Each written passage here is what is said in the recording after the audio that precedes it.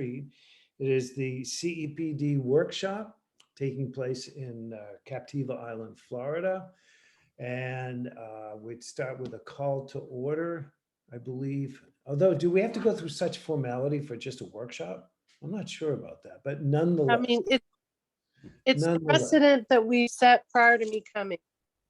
Yeah. Yes, well, I'm a big fan of being punctilious and all that, as you can see. So, all right, so we start with a roll call. Let's start with the commissioners present. Starting with who's present. I see John Sylvia. Are you present, John? Maybe he's muted, but his name's there, so he's got to be there, right? Can we consider that he's present, Jennifer? Yes. Yeah, and all we have to do is call out the commissioners and the person making the presentation. Hi, Carrie. So, and I don't know who the alligator in the picture is. I'm going to be assumptive here and assume it's Ryan. It is Ryan. Okay, great. All right, well, anyway, and myself, Renee Maville, and Jennifer, do we have to point out the staff that's here? Would you like to do that, please? Sure. We have new staff. I'd like to introduce Lindsay Ford, who is our legislative administrative aide, as well as James Elston, who is our new director of administration, and of course myself, executive director Jennifer Nelson, and my technical director Daniel Munt. Okay, great. All right, so what? Sorry. And Laura Pegler's on the line as well. Oh wait, Laura, I forgot. That's Laura. She's our social media and communications coordinator. Thank Great. you. Yeah. Laura, I love the Facebook posts and the Instagram posts. Very good. Thank you. Okay, so let's begin, shall we? We're going to start with, is there any public comment? Dan, anyone out there in Zoom land? I see no one. Okay, so let's move on and we go to our presentation. Carrie, the floor is yours. Hey, everybody. Okay, so, okay, I just want to make sure I had screen sharing ability, so just give me a second here. Okay, let me pull up my PowerPoint.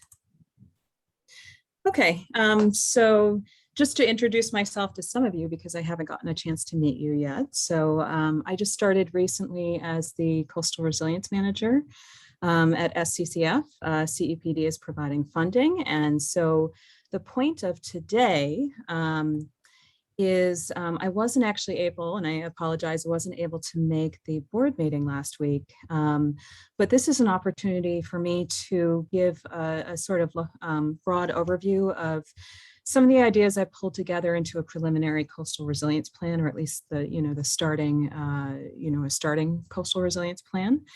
And so just to mention, at least for Renee and whoever else this would be applicable to, is I know that Jennifer sent out a document that'll have more detail.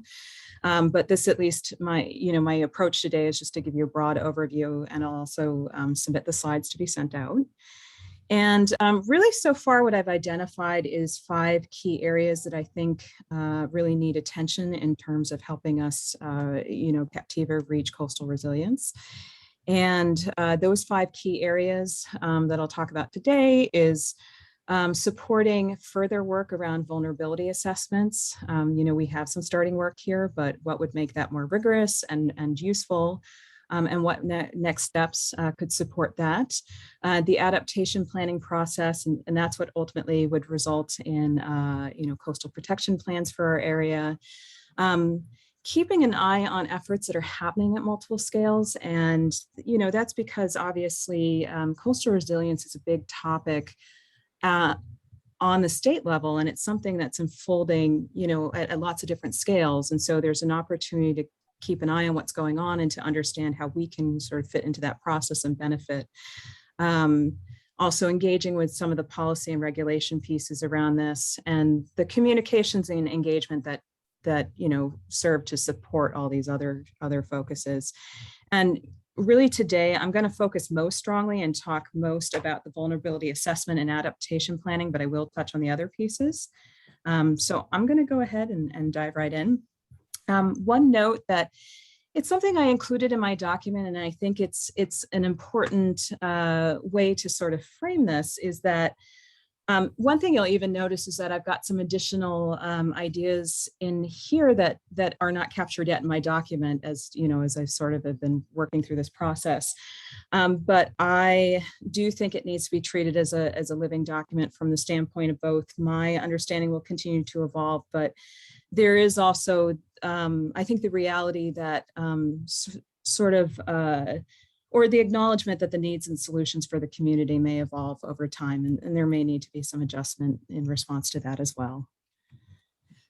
So to dive a little bit into the vulnerability assessment piece, so first to kind of outline, you know, really the reasoning and why you focus on a vulnerability assessment as part of your coastal resilience planning and achieving that is your vulnerability assessment in lots of different contexts, not just coastal resilience, but that's going to be your standard risk management tool to understand, you know, what kind of impacts that you're planning for, what kind of time horizons those are going to unfold over, and, you know, what areas are those impacts going to focus or are going to impact most strongly so that you can set your priority areas based on that.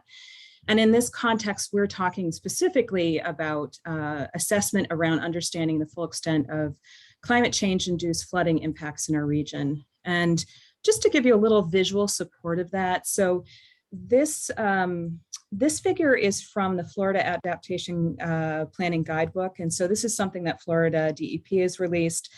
And it was a multi-year, multi-partner effort. And really what they were doing was outlining a pathway that coastal communities could follow to achieve adaptation planning around, and they focus most specifically on sea level rise. But you can see that vulnerability assessment, you know, fits into that roadmap. And this is something that lots of coastal communities around Florida are doing. And just to give you a sense of what these pieces are, just a little explanation. So your exposure analysis, that is going to be the actual characterization. Again, that's sort of what, when, where, you know, whatever methodology you choose, but that can involve modeling the effects of sea level rise paired with other stressors that can interact with those. And I'll talk a little bit about that in the next slide. But really characterizing your impacts. The sensitivity analysis is another part of a vulnerability assessment, and that's identifying critical assets. So understanding, essentially bringing in and pulling in the location of, you know, businesses, private property, you know, critical infrastructure, and sort of understanding where that overlaps with impacts, so that then you can you know, decide where your priority areas are, and that might be iterative over time. And just to acknowledge, I thought it would be useful to take a step back here and really talk a little bit about what's been done and what's sort of in process and where that can go. So previous work that's been done. So there was a study that Dr. Michael Savarese submitted and finished around 2019 that was really only meant to be the starting step to the process, and did some really good things, but it needed some work to really start to characterize, or the next step was building on that to really characterize what those impacts were. But what that study did was it did involve some work talking to stakeholders in Sanibel and Captiva to understand a little bit about their understanding and needs around coastal resilience, and to start to gather the kind of data that you might use to model or to assess long-term changes. So I think one of the products there was beach profiles that showed sort of historically areas that were prone to erosion or where you would have deposition. So that would begin to help you understand areas where you might have more flooding. But to build on that, there has been some work in Captiva. This is something that's been presented through the Sea Level Rise Committee, but there was Integral Consulting. They did a little initial modeling looking at tidal flooding for sea level rise. So we do have the starts to this process, But in terms of what else you might include and where this is going, is I'm going to use this a little bit for context to kind of give us some sense of what else you might think about in a vulnerability assessment. So SB 1954 was passed, it's legislation that was passed earlier this year. And among some of the things that it did was it established the Florida Resilient Coastlines Program. That program and DEP is now mandated to do vulnerability assessments at the state level. But partially how they're doing that is that they have funds available and that they are awarding, this is going to happen over subsequent years, of course, but they have funds that are being awarded to different communities to do vulnerability assessments that can then be put together in their statewide data set to do this. But there is minimum requirements for what they're looking for. And this gives you a sense of what would be considered standard in a vulnerability assessment and what other kinds of impacts you'd look at. So here you've got that tidal flooding. So again, we have some initial work in Captiva looking at that. And that idea is you see sea levels start to rise. When you have high tides, when you have king tides, you're gonna have more of that tidal flooding. But you can see here that they also want to see the future potential interaction of that with storm surge that can come with your coastal storms. It can come with your hurricanes, your tropical storms, rainfall-induced flooding when practical, and to really understand how these things look in conjunction. And so you can see that there's some pieces that we don't have here yet. And I can tell you, at least right now, I know that there are efforts that are building on this. There's a couple applications in that I know everybody's waiting to hear on. I think those applications do a couple things. First of all, they focus on both Sanibel and Captiva. And, I think that's useful from the standpoint of, of course, you can think about the fact that the geomorphology and the ecology of Sanibel and Captiva are incredibly interrelated, but you also can think about the fact that there's a lot of critical assets that we're both dependent on. So if you think about, roads, sewer infrastructure, water infrastructure. So, those are all things that both Sanibel and Captiva are going to be invested in. And I know some of the pieces that are proposed right now include some of the storminess.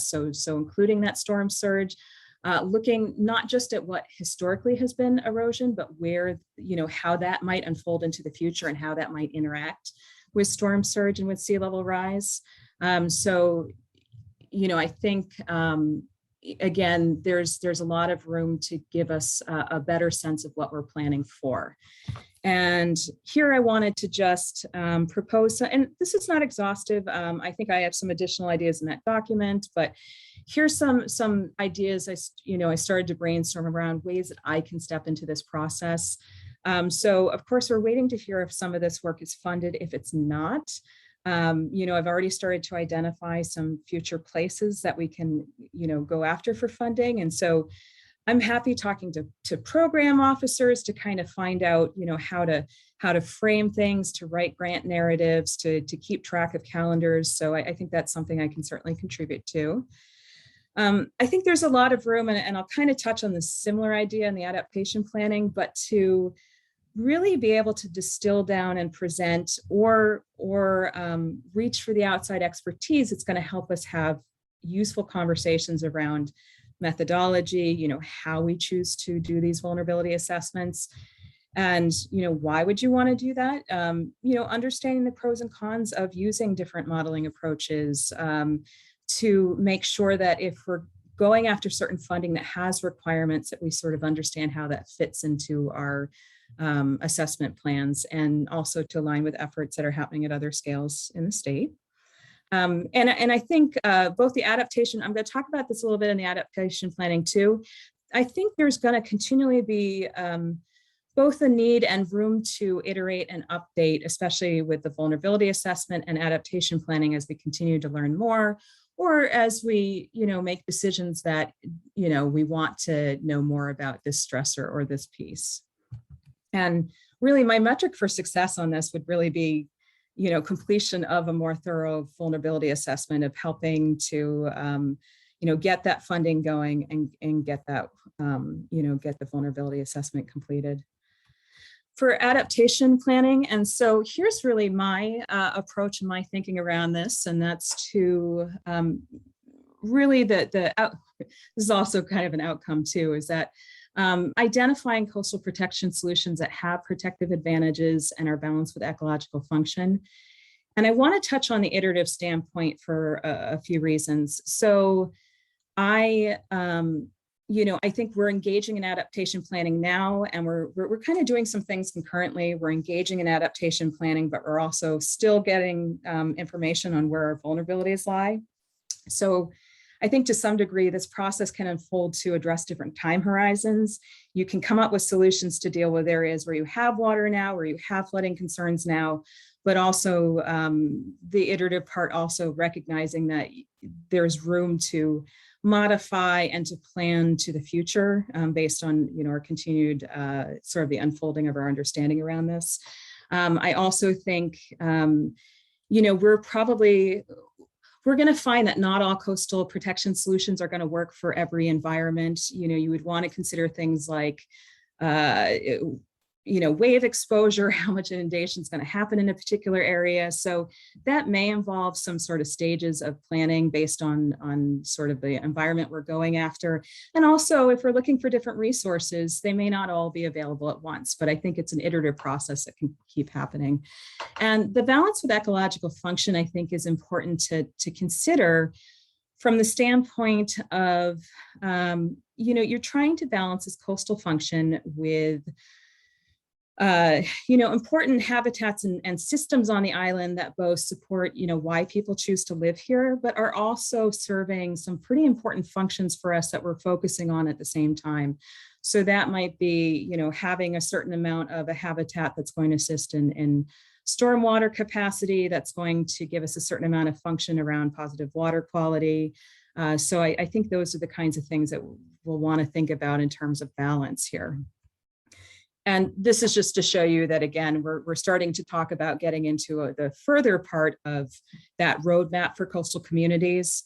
But again, I think what you're saying for us here is that we can do some of these steps concurrently. In terms of just kind of acknowledging the previous work that's going on. So the previous work or the work that's kind of currently going on is that the Captiva Community Panel, their Sea Level Rise Committee. So they're engaging in some additional adaptation planning around 5 areas that they know are vulnerable based on the starting information that we have. So, I'll propose a couple things that I think are useful at this point, but are going to continue to be useful. But there's going to be things that we keep assessing and looking at as we go. So, and I won't belabor these points too much, but I want to point out a couple things.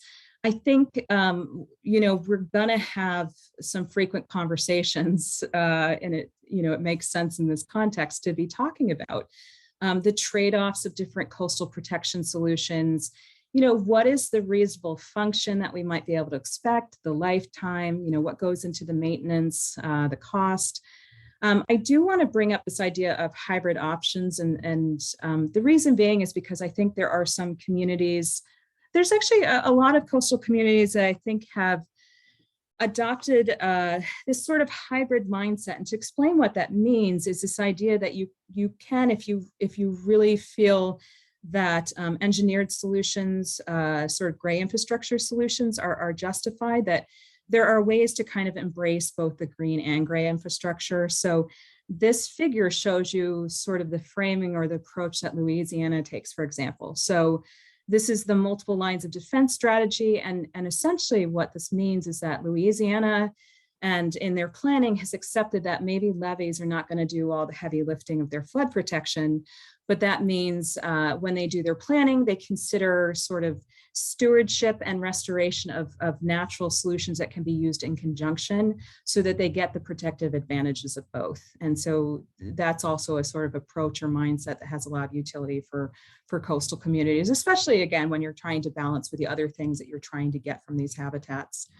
And again, I'll touch on this again a little bit later, but thinking about, how we're going to engage the community and property owners and people that are going to be really invested in these solutions and are going to be important in terms of helping us see these implemented successfully. So again, thinking about ways that I can step into this process. So again, supporting the search for funding. The one thing that's useful, I think, on a state level is that a lot of the funding that is earmarked that would be appropriate for vulnerability assessments would also be appropriate for adaptation planning and actual implementation of coastal solutions. So the actual, installing a living shoreline or whatever solutions that you choose. Essentially, a lot of them are very supportive of, funding a vulnerability assessment 1 year, and then they like to see a municipality or whichever, whatever group's eligible apply for some of these other pieces in subsequent years. So I think they're pretty invested in seeing, supporting sort of along the entirety of the process. Again, I see this as a place where I can, and I've started to do this some, advise on current science, locate outside expertise. And so I especially think this is a really good place where we can get the insight from people who have done this in their own communities and find out how they've approached these conversations, what they've found in terms of the effectiveness, what lessons they've learned from permitting and implementing. And so I think there's going to be a lot of useful ways to really use outside expertise and folks who have been doing this. So I envision this being a great way to tap into my pre-existing network. I know folks who have done work like this in Cedar Key, for example, and to leverage SCCF's partnership in doing this. And, I feel like SCCF and me in conjunction with SCCF, we can provide a really good space to coordinate events and strategies for stakeholder engagement, at the right parts of the process. In terms of metrics for success, just giving you a second. So again, I think building those relationships with our outside experts who are going to help us, really reach successful solutions. Identification of those additional resources, whether or not that's technical expertise or grants or whatever we need to find for resources that are going to help us achieve this. Ultimately, creating adaptation plans that represent balance and appropriate stakeholder support, and identification of funding sources, I think, for multiple pieces of the process, but also for just getting these whatever plans we end up developing, actually getting them implemented. So I'm going to spend a little less time on these three pieces, but I think they're important too. So efforts at multiple scales. And I think the important thing to keep an eye on here is just that there are resilience efforts that are unfolding at multiple scales across the state. And this is something that Jennifer talked to me about, and that I very much agree with and want to reiterate that, some of the utility of doing this kind of thing and understanding what everybody's up to is, avoid duplicating efforts, being able to standardize or coordinate, collaborate, work together, and leverage the benefits of working at different scales. And those benefits may be that, well, actually, let me show you this and I can give you some examples. So, for example, the Southwest Florida Regional Resiliency Compact is just starting up, and we'll have to obviously see how that unfolds. But they're starting to have conversations. They're looking at that same kind of roadmap and looking to see what's been done and what needs to get done.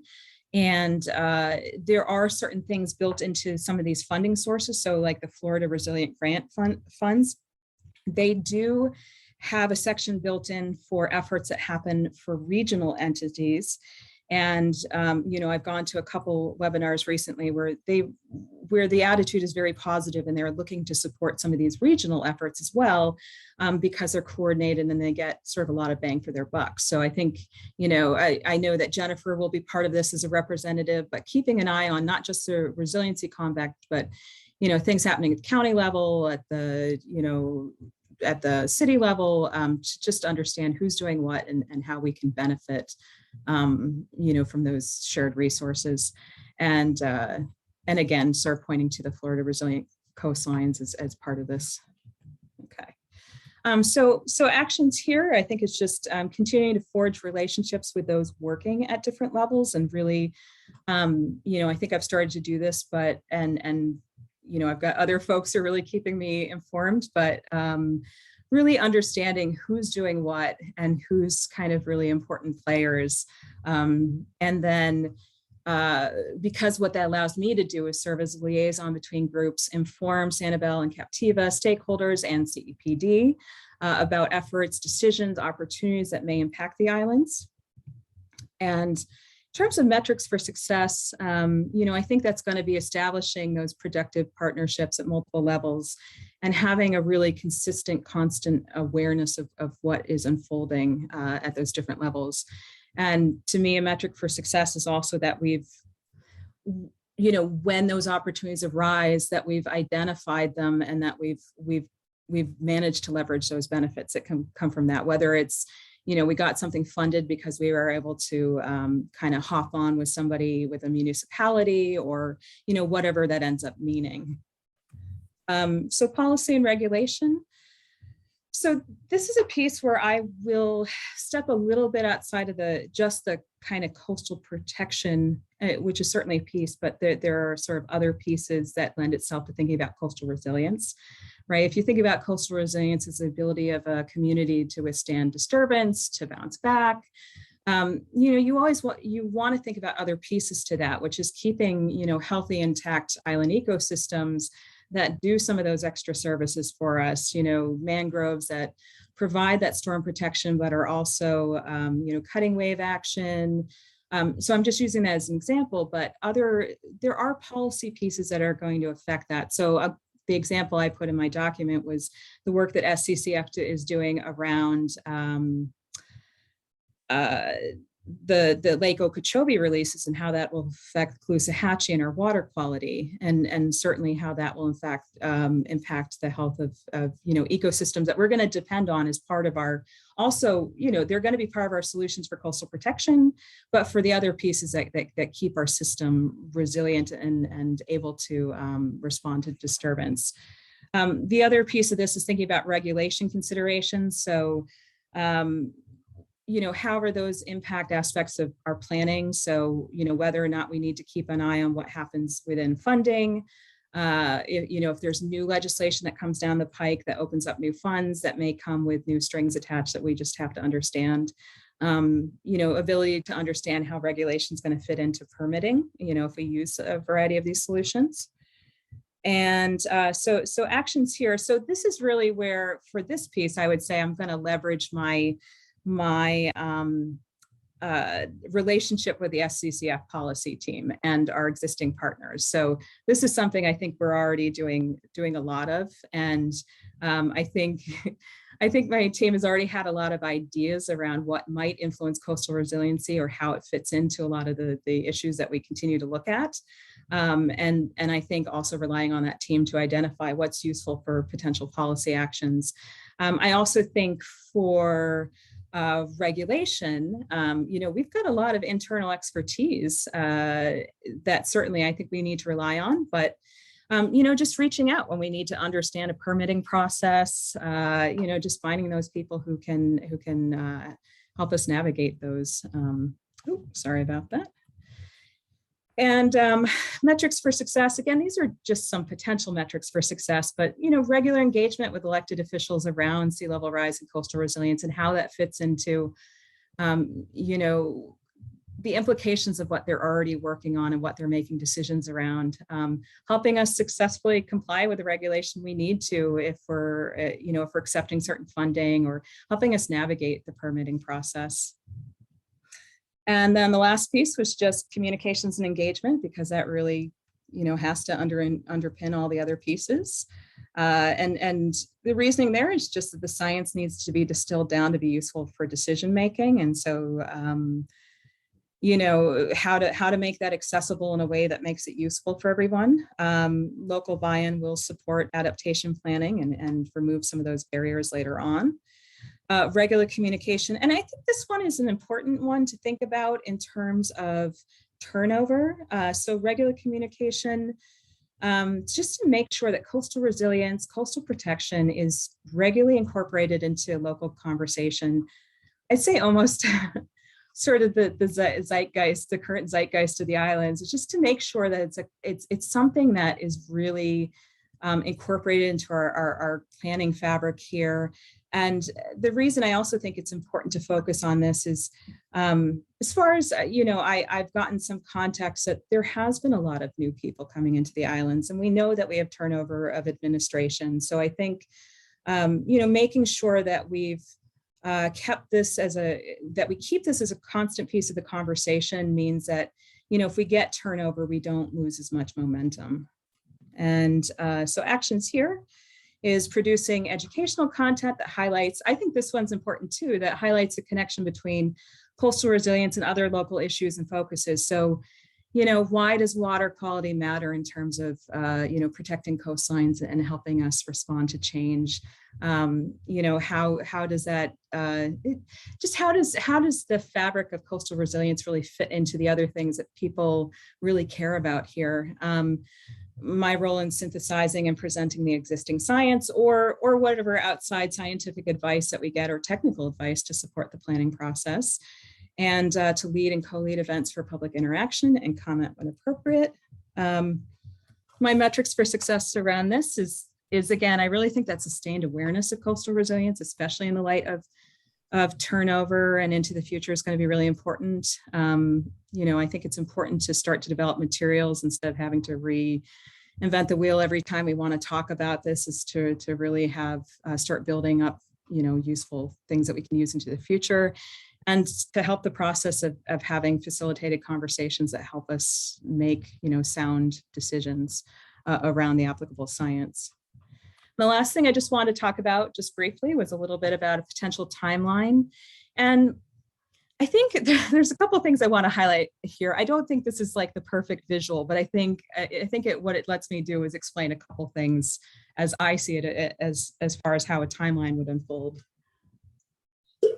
And the first part you'll see, the first part I'll just kind of knock out of the way here is that I think some of the pieces, like keeping an eye on what's unfolding across the state at multiple scales, tracking policy and legislation that has impacts for our coastal resilience, seeing how regulation is changing, engaging in that communication, those communication efforts. Those are just going to be sort of constant parts of, I think, supporting achieving coastal resilience. Now, the top part here, and here's where I think this is where you get into some of the iterative aspects. So with the vulnerability assessment, so the reason there's sort of a long piece here for locating and securing funding is it really depends how the current applications turn out. Are they accepted? Are they not? What available funding is out there, and what are those grant cycles? But the actual assessment work, as far as I've been reading some of the plans that are sort of the timelines associated with the plans that have been submitted. And I get the sense, because some of those have some of the adaptation plan sort of woven in, is that the actual assessment work would take probably about a year and a half, maybe less, but usually with these grant cycles anyway, you get about a year period to complete the work. So I think there's a little wiggle room where these pieces might shift a little bit, but these are the kinds of things that you'd consider with this kind of time frame. With the adaptation planning, so again, I kind of show that, you certainly, and we are engaging it, that planning can happen right now. But again, I want to focus on the fact that this can be an iterative process. And I have overlap between planning and locating and securing funding. I think when you start adaptation planning, your initial kind of round of whatever you're doing is going to take some time, because that's where you're really going to be learning and trying to answer those larger scale questions of, what is the function of these particular solutions? What is the kind of cost that I'm looking at? Once you really get a handle on that, it obviously is going to take less time to develop, if you want to pick new priority areas, then you already have some of the groundwork done to understand what needs to happen to plan for those areas. And you need to have enough planning done so that you can justify your project to secure funding, and then your implementation piece would happen after. But again, that can be an iterative process. So I think that's what I have for you, based on my starting, planning and thinking about this right now. And then I'm happy to talk more about your questions and see what kind of feedback you have. And yeah, and thanks for listening. Hey, Carrie, that was a very detailed presentation. Thank you.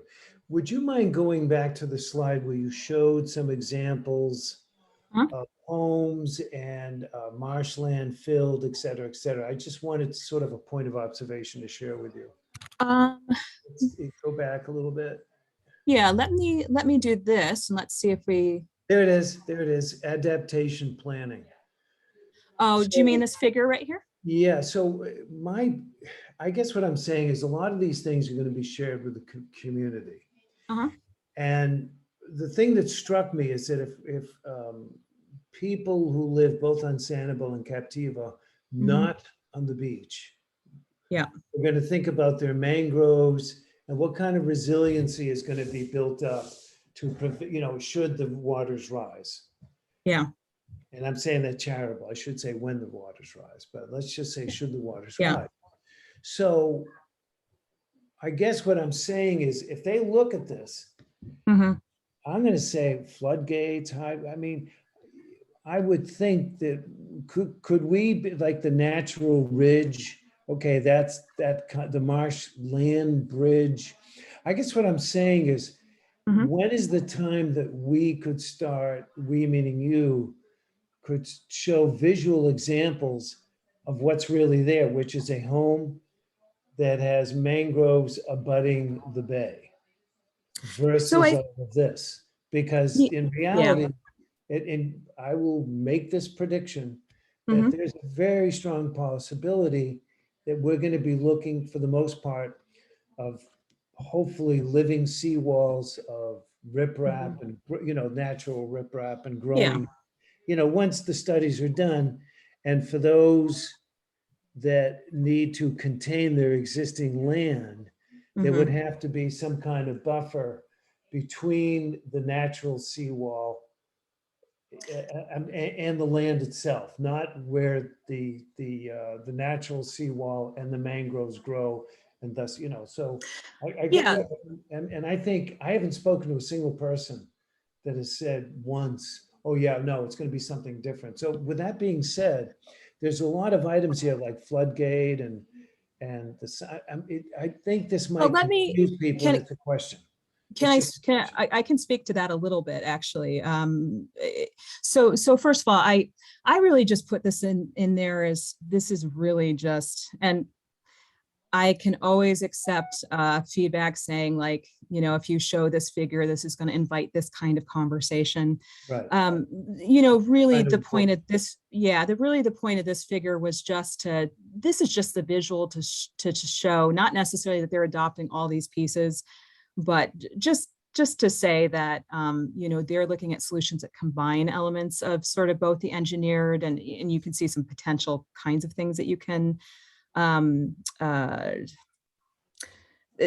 not going to say mix and match is really not the right phrase, but this is where I think what the work that Cheryl is doing with them right now is what we can build on, and that Cheryl is doing with the Sea Level Rise Committee. So to give you examples of kind of what she's showing them and the kinds of things that we would think about and what we Right, could show. her renderings, yeah. Yeah, I mean, because then you get a sense of like, okay, and I think we were thinking too about you really have to be able to say, okay, here's the kind of function, or here's what I think, the part that I think, having the mangroves as a component addresses, right?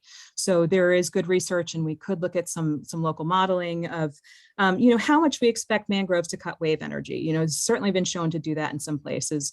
But I think she makes a fair point, and it's something that we can do when we look at these designs, is that you include different components to address some of those things. And so some of that, if you say, okay, mangroves are going to cut the wave energy, right? And so that's useful because we don't have full wave energy, slamming into somebody's property. If there is a seawall there, it's not slamming into the seawall. But then we have these other components that will be the piece that has to, maybe we have something elevated, maybe we have some other built part that addresses the actual sea level rise portion. So no, I don't think this is I mean, it's a fair point, is really an effective way to show that. But yeah, I think that's kind of part of the process that needs to happen kind of in the context of, Okay, and then the second question is, what is out there right now that's being designed with some of the other communities in Florida or in other countries that have islands that are beach on the Gulf side or ocean side and mangroves on the backside? There you must, know, is there anything in play as we speak, or are there any implementable designs? I mean, is there anyone ahead of where we are at this point? And if yeah, so, well, I mean, it's a great question. So here's how I kind of characterize that, and something I can kind of do in response to that.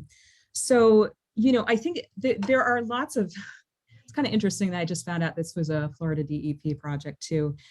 So one thing that they're doing that's helpful, and I think this will be a little bit of kind of like mixing and matching and finding out, is that they are actually putting together a really good database right now to really understand who's been doing this work. And I think that's going to be really important, because those are the people that we're going to want to talk to.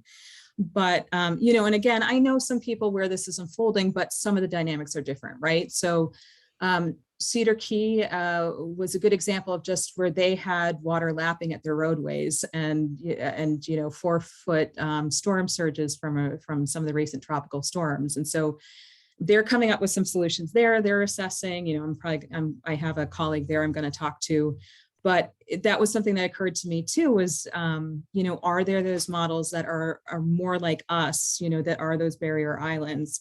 And so that's something I think needs to be part of our process, but it's something I need to start kind of figuring out. So I think I might reach out to Whitney Gray, who's part of the Florida Resilient Coastline program, and because they've been doing that work, maybe ask her if there's some models or some folks we can reach out to specifically.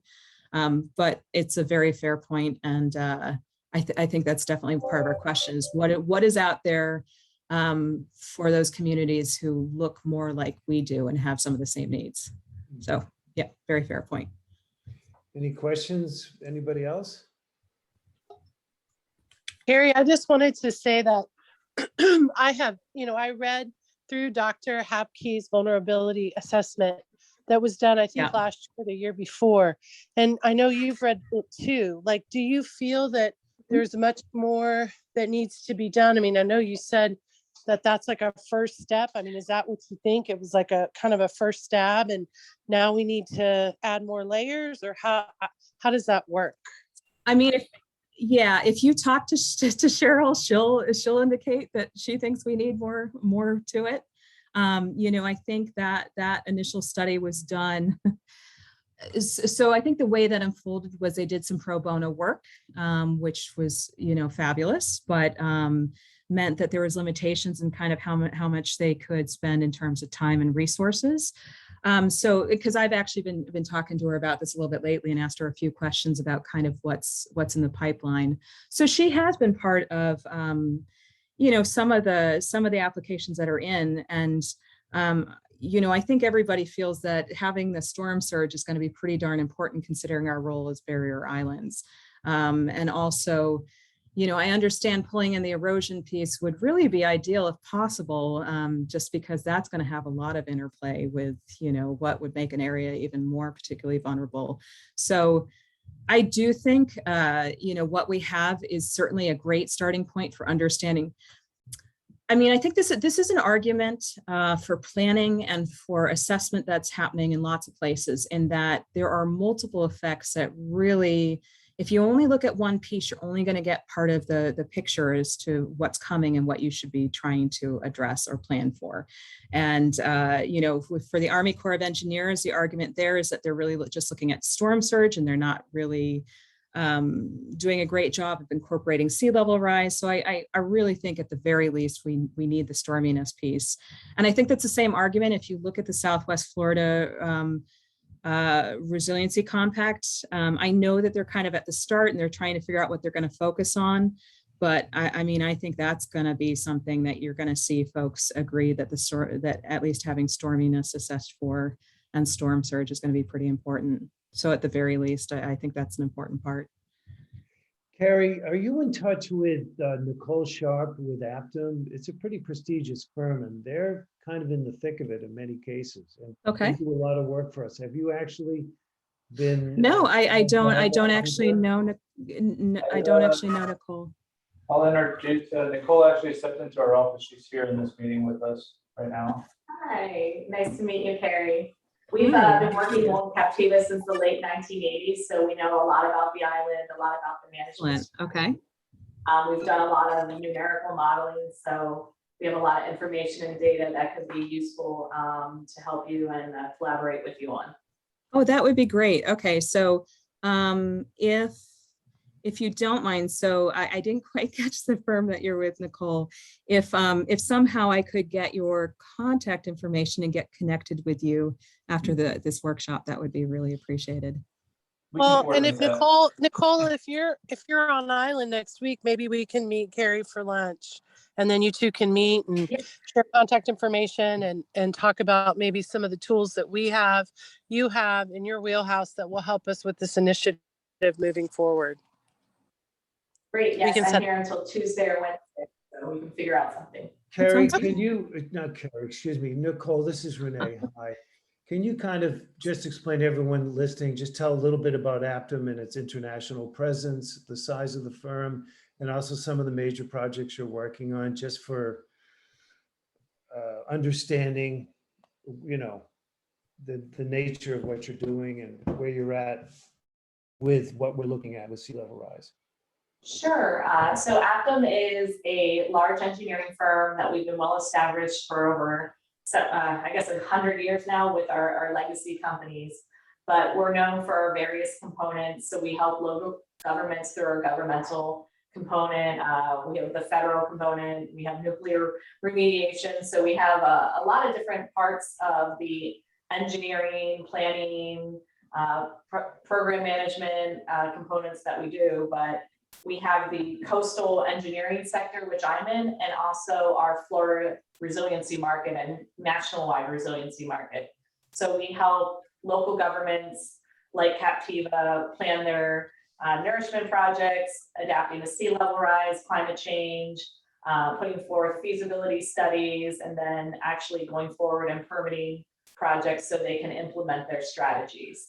So we've done this on Captiva Island. We work in Louisiana, building their first line marshes. So we've done Golden Triangle. We actually built the Army Corps of Engineers' largest design build project, which was successful in keeping storm surge out from Hurricane Ida.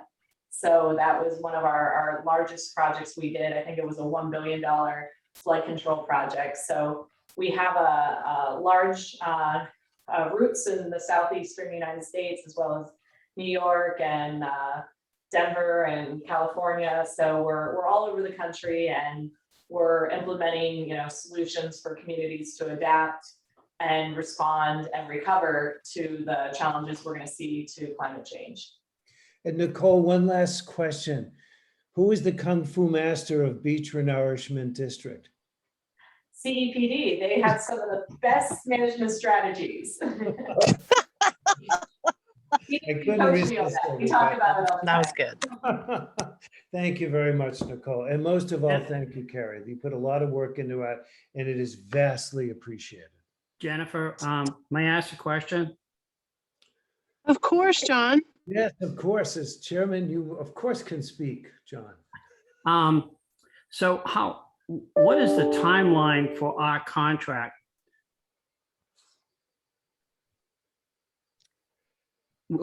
We make Are a you with Aptum? no, I mean with Carrie. Oh, Well, we have an agreement, a 2-year overall agreement. We go year by year. So I would say within the first 12 months, at that point, we would assist with maybe a performance evaluation and then make a decision to move forward or not. And, I think our MOU clearly states that CEPD will be part of all of the planning initiatives and the strategies and things like that. So it is my understanding it's annual. Okay, so Carrie, here's my question. You mentioned tidal flooding, tide, sea level rise, storm surge, hurricanes. Okay, of all that, when I initially got into this with Dan, I Okay. asked him point blank, what do we have? And he gave me a graph that said basically, and I'm sure Dan can pull it out because he knows what graph I'm talking about, that sea level rise is going to be X, Y, and Z, or has been over the last 20 or 30 years, X, Y, and Z. So what are we solving here? Because we're not going to stop tidal flooding. And in fact, I bet, quite frankly, that we have 20 or 30 years of history of tidal flooding. We don't need another study.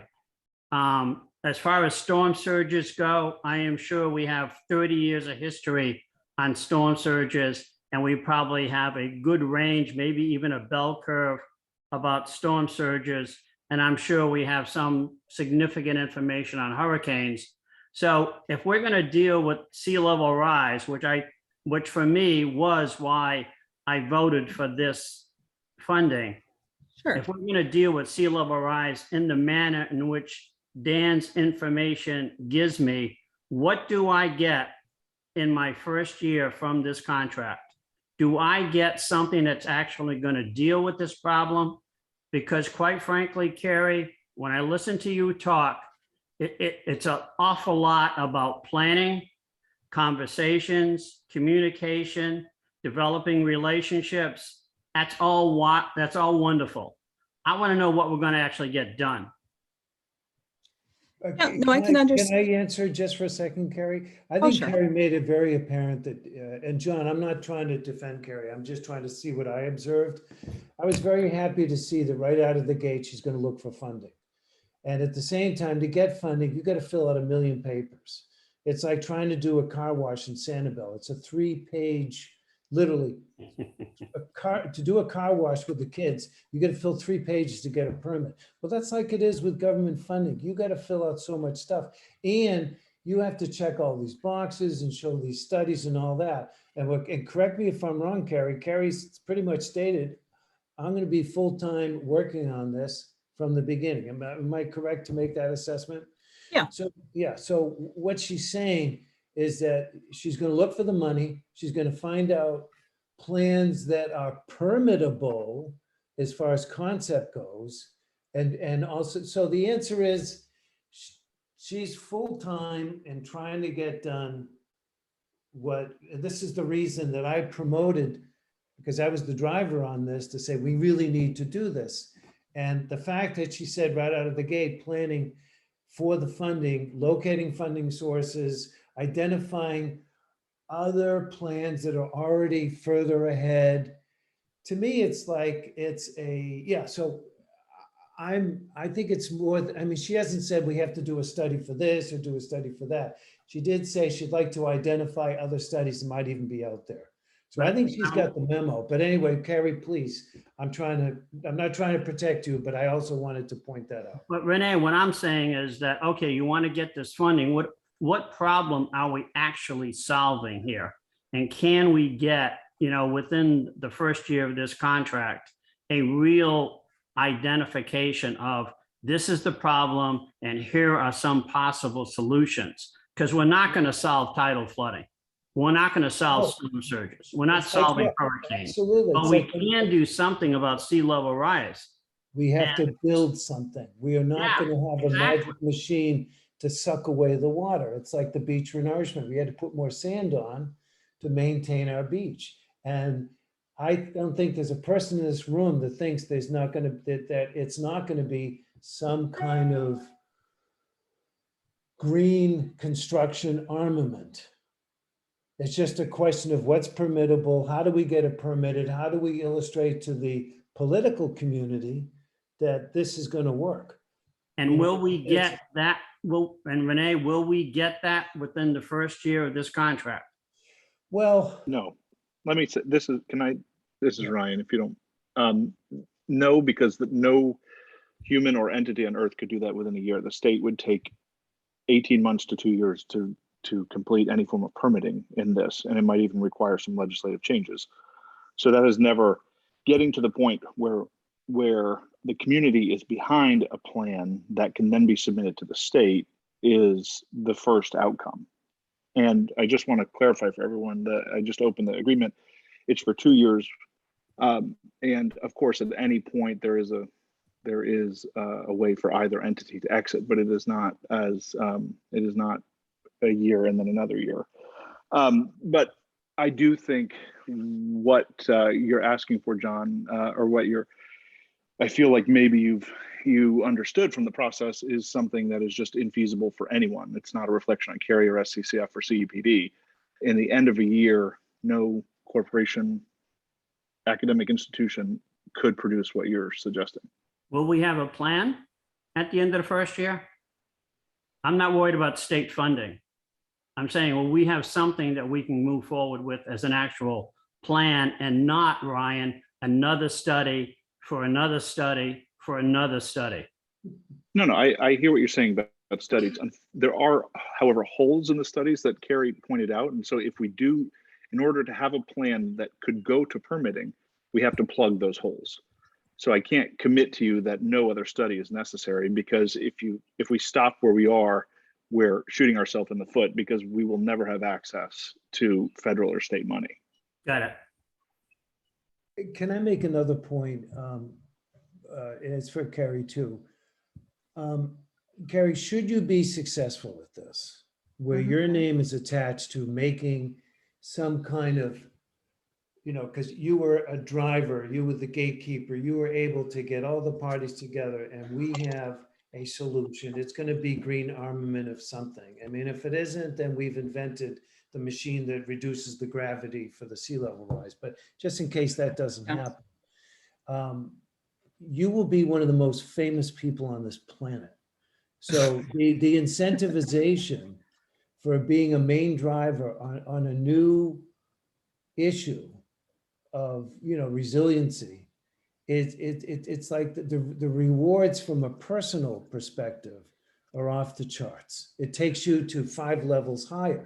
So John, and everyone else listening, I really feel that Carrie knows what's at stake here, and that should she be successful, this puts her into the big leagues, the biggest of all leagues. Am I right or am I wrong, Ryan and Carrie? So I will tell you that I agree. No pressure, Carrie, but it will. He's right. I don't know if my perspective on it, first of all, is just that I think a lot more of this is unfolding than probably, I think maybe that's something too that I can really do is there's so much good work out there unfolding on coastal resilience and people working on this issue. And so I really don't view this as me helping to drive this process, but there are so many resources we can rely on out there.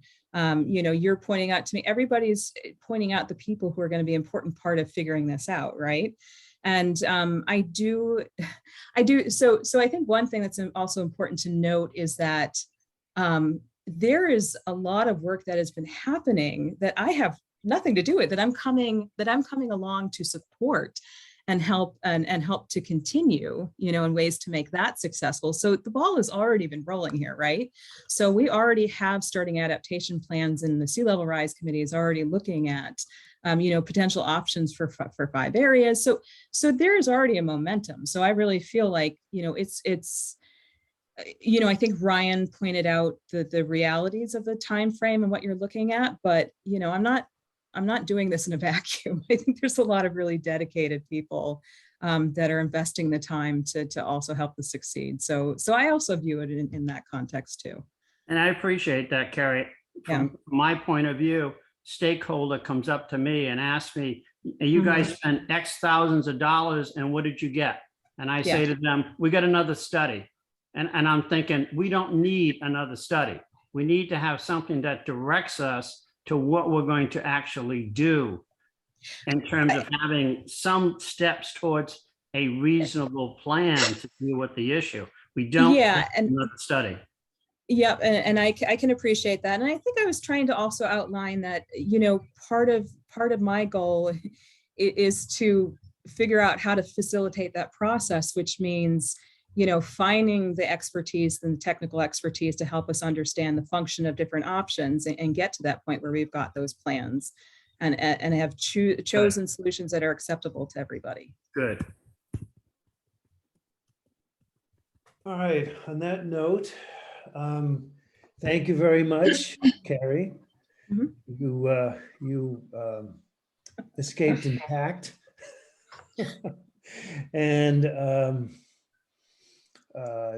if there's no further questions, Jennifer, we can move on to the next subject. Yes? Okay, great. Thank you. Thank you. So Laura Pegler has been working with us now for about 4 months.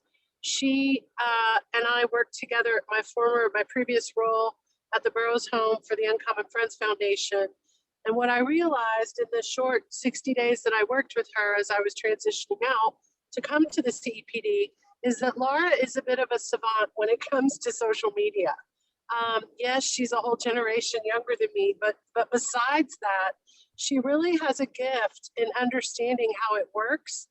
And so I hired her part-time to assist us at the CEPD because one of the commitments that I made to my team and to my board members when I was hired was that we would do a much better job communicating the project, the upcoming project, communicating what we do as a district because nobody really knows what we do. And a lot of people up until recently didn't even know we were in existence, including some of our legislators. So I just wanted to have Laura do a presentation to us to show us sort of where we were, how far we've come and where we plan to go. So with that, Laura, take it away. Good afternoon, everyone. Thank you, Jennifer. I'm going to go ahead and share my screen and show you this. Yeah, it went down 10 points from 51. All right. So you can see it, right? It's all good. Can you hold on 1 nanosecond? I just got to get the power cord for my computer. No, actually, I'll bring my computer to the power cord. I have one here. Yes, we can see it, Laura. So please. All right, great. You move. I went that. Okay. And we're good. All right. Okay. So social media allows organizations to connect with viewers and engage with the content that's being provided. So CEPD is currently using social media as a tool to educate the residents and overall communicate the mission of the organization as the project, the Beach Nourishment Project develops. And this will also help in just communicating the overall participation of the district in the protection of the resources in the island. The current social media platforms that we are using are Facebook, Instagram, LinkedIn, and Twitter. We will also look into, once we release the Beach Nourishment video documentary, we will also then publish on YouTube. So this right here shows some of the growth that we've had on our Facebook page. So when I took the page over, it was around August. And so you can see there on that chart, the upward change in our engagement. So we've been able to increase by 300 page likes. And what that means is people that are actively finding information about CEPD on their news feed and then traveling onto our page to continue to learn about the information that they saw within the post, and then also taking a step to then liking our page, which then allows them to constantly get updates and different things as they become available. So overall, since September, we've seen a 10% increase in the post engagements. Again, engagements are page likes, comments, and sharing of the content. So that's what that 10% is. People physically liking, not just liking the picture, but taking the next step to comment on the image and then also possibly sharing the image. We have been also sharing on Facebook groups, and this has also helped a lot at in the engagement because a lot of residents in Sanibel and Captiva are taking the step of sharing the content. So that has significantly improved that. We've also been able to reach 10,922 people since September, and that's an increase of 2% overall. We also started to implement a lot of videos, and that, as you can see, that that was the biggest increase that we had at that 1,966%, and that is because we had never used videos prior to me coming on board. And social media right now is very big on the videos. You know, it's Facebook, Instagram are, you know, leisure activities that people kind of do on their downtime. So when you provide them too much reading material on Facebook and Instagram, they're really not interested. So just kind of scroll right over it. So that is why appealing pictures and videos are the way to go for Facebook and Instagram. So that is what we are focusing on.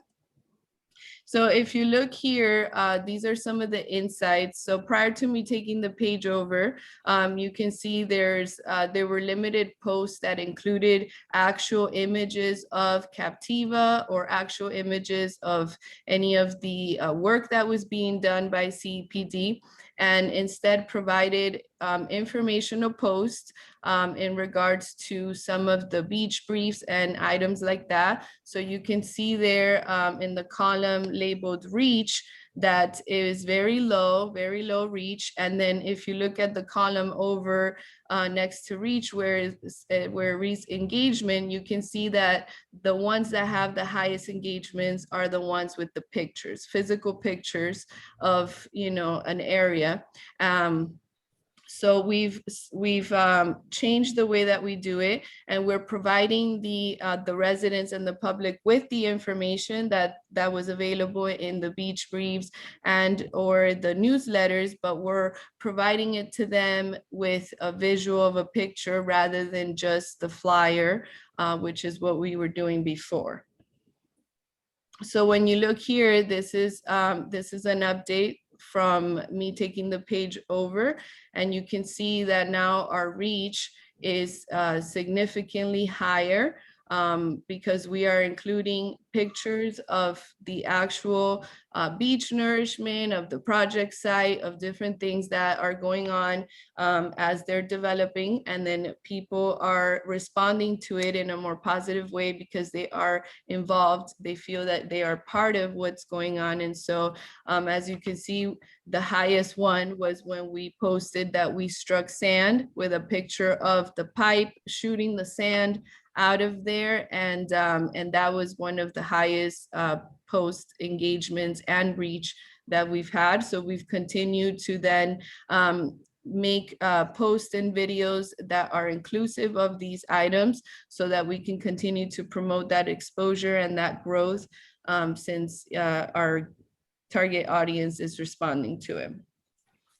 Also, I wanted to point out that currently we are working on just organic reach, and what that means is that we have not paid for any ads up to this point. We do have the ability to boost certain posts and paid for ads within Facebook and Instagram, and that will allow us to reach a wider audience. So I have spoken to Jennifer about it, and she has authorized to boost the page in order to attract more viewers and provide the information to more people in the island. So I will be doing that. Then if you look on here, this shows you the comparison between the pictures. So the one where it shows the beach brief, that is the post that we were posting prior to me taking over the account. And again, as you can see, has very minimal likes. It only reached 116 people. And there was not much engagement, again, because people aren't trying to just read all this information when they're scrolling through, particularly Facebook and Instagram. So then if we look over at the picture of the dredge boat, That picture reached 3,178 people, and it had a lot of reaction, comments, shares, likes. And so this is the kind of post that we are focusing on providing, again, because it gives people a real, actual insight as to what is going on, and they feel that they are part of this this project and everything that we're doing. And this is how we get more positive responses. So now we're moving on to Instagram. On Instagram, we also have seen drastic growth, 29.9% growth on followers. When I took the page over, we had about five followers. We're close to 500 followers currently, and you can see the chart on there with upward growth. We are also looking, if you look at the other chart on the pie chart, shows that most people that are viewing the information are women and 30% of are men. We also see down at the bottom, it shows the most active times. So I am periodically looking at this information so that I can ensure that I am posting within the most active times. This is what's going to provide us with the most exposure, so that we reach the most people that are, interested in the work that we're doing. So if you look here, this is again representative of the Instagram growth. So like I was mentioning, using pictures as opposed to written publications just works better in these two platforms. And so you can see that comparison. The beach briefs we're getting, about 25 to 37, impressions. Again, that's people looking at the information, either liking the information, sharing the information, commenting. So if you look over at the other set of grid pictures, you can see that those impressions are a lot higher. We're into the 3 digits now. Again, because we're offering pictures of the island and real information as to like the maps and interactive content that involves both video and picture together for sharing the information. And that's how we're getting the most positive interactions. So again, prior to me taking over the account, we had not been utilizing the story features in Instagram. So I have began to do that. And again, this just adds another layer of, people just they want to look at something that's going on as opposed to reading something that's going on. So you can see on here, we've started to also incorporate the reels. Instagram is, it's sort of the same as a TikTok video, but it's a different, it's a different way of doing it. It's called Reels in Instagram versus doing it on TikTok, but it has the same concept. And if you look at the grid on my left side, or probably your right side, you can see the top reels. The one posted on September 26th had views of 1,202. So I want to keep on focusing on providing visuals for our audience on Facebook and Instagram, because again, this is what's given us the most positive interaction. So then we're moving on to LinkedIn. LinkedIn is different, completely different than Facebook and Instagram. And the way that we will see most success when utilizing LinkedIn is by treating it as a blog, as opposed to the way that we do Instagram and Facebook. We want to limit the writing. On LinkedIn, we want to increase the writing. We want to also include third-party content. And what that means is just sharing information that other organizations are discussing, any articles, interviews, anything like that that seems relevant to CEPD and what our mission is. That is the kind of information that we are looking to share within our LinkedIn profile, including videos as well. And of course, just eye-catching pictures always help. So one thing that as a collective we can do is, if the commissioners are ever in contact with any publication or any any kind of written publication that you feel is relevant to our mission, if you wouldn't mind sharing that with me, then I can go ahead and draft some blog posts regarding that. Also, LinkedIn has a feature where they have like trending hashtags. So that is important also to look at, making sure that the hashtags that we are utilizing are trending hashtags. The reason for this is because then it boosts them up to the top of the feed. And so more people have access to them because we're utilizing the trending ones. So I have been going on to LinkedIn and connecting with different profiles of other organizations that are involved in coastal resiliency or any beach nourishment, also schools that have programs where they teach engineers and things like that, just to gather information of different articles and things that might be relevant, that we can go ahead and also do that third-party content sharing onto our page. So if any of you ever come across any articles that you feel are important and relevant to our mission, I would greatly appreciate you sharing that with me. Then we also have, going back to LinkedIn, one thing I forgot to discuss about LinkedIn, unlike Facebook and Instagram, LinkedIn does not share the insights on the free version. Apparently they have a premium LinkedIn profile version, and that is where you are able to really get those insights that show, the page growth and how the posts are performing and all of that. So I will be, discussing with Jennifer and you all, maybe the option of migrating over to the premium LinkedIn page, so that then we can have access to those insights. Then we have Twitter. Twitter is also operates on trending hashtags and also very concise content. So Twitter isn't going to be a place where we're going to do a lot of long posts with lots of information.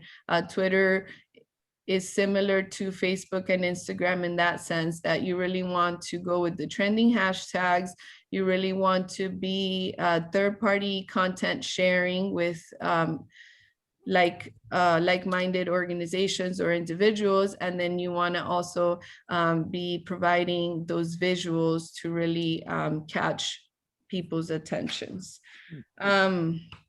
One way that we all can work together in the success of social media for CEPD is, anytime you see a post from CEPD, if you like it, that's great. If you comment, that's better. If you share, that's best case scenario.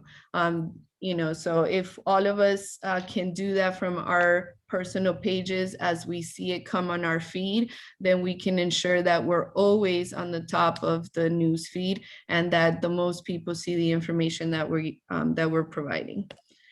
So with that, if you all have any questions. I have a question. Hey, Laura, so it seems that we can really expand our audience if you could somehow, or Jennifer can bring you into the several agencies on Captiva that rent to, the homeowners, because we have a vast, probably 90% of the people that own property on Captiva aren't here, but the rental agencies know who these people are.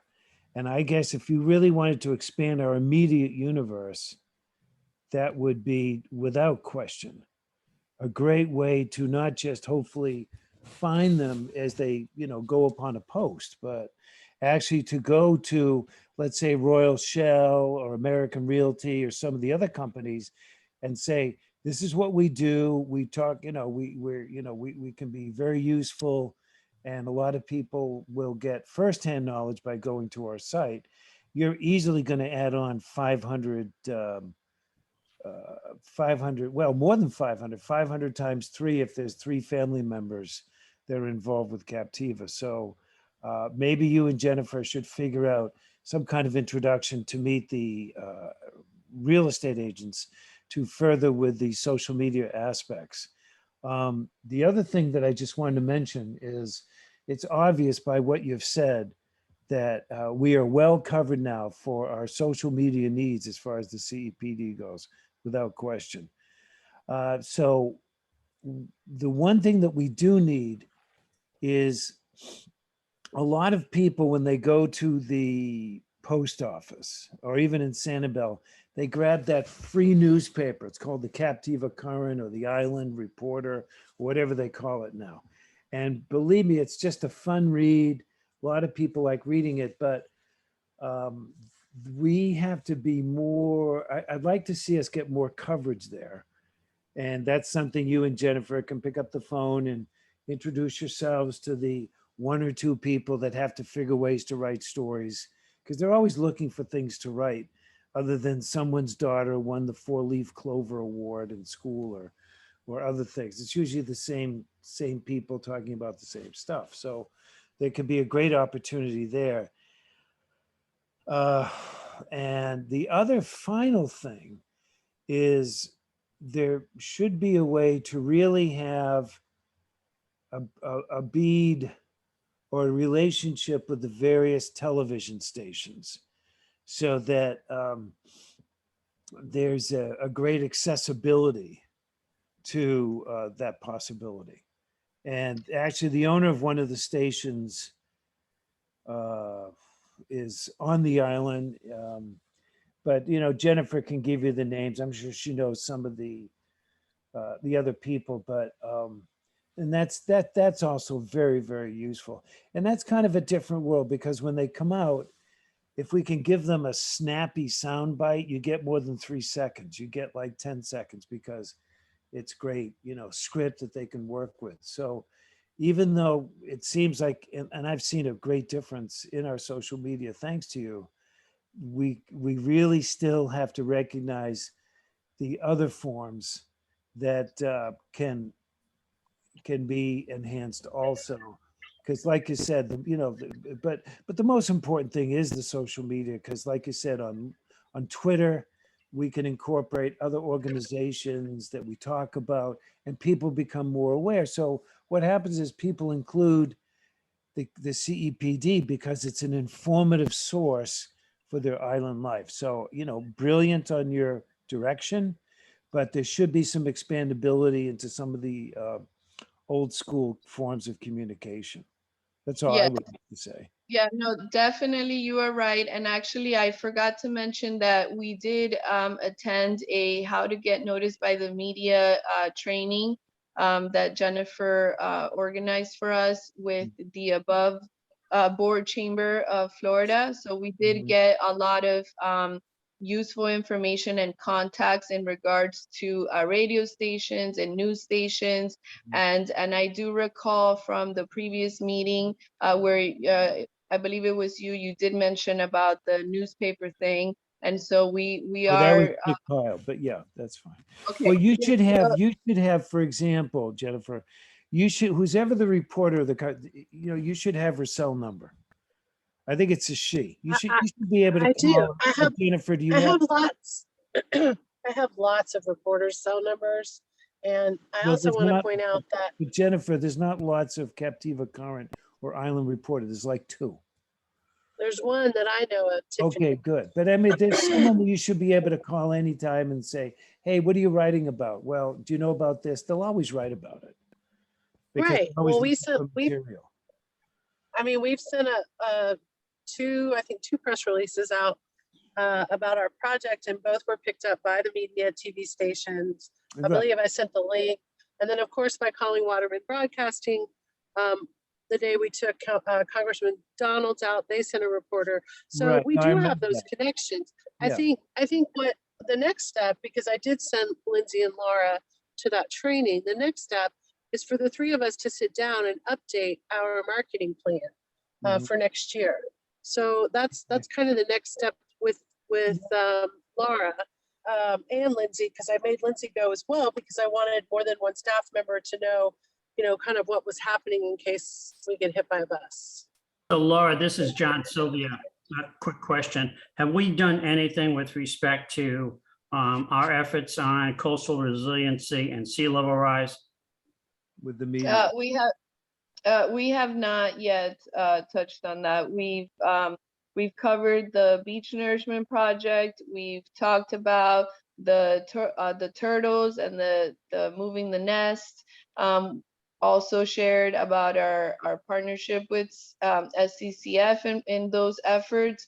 But I'm working on putting together something to what you just mentioned, and some of the information that was discussed today by Carrie.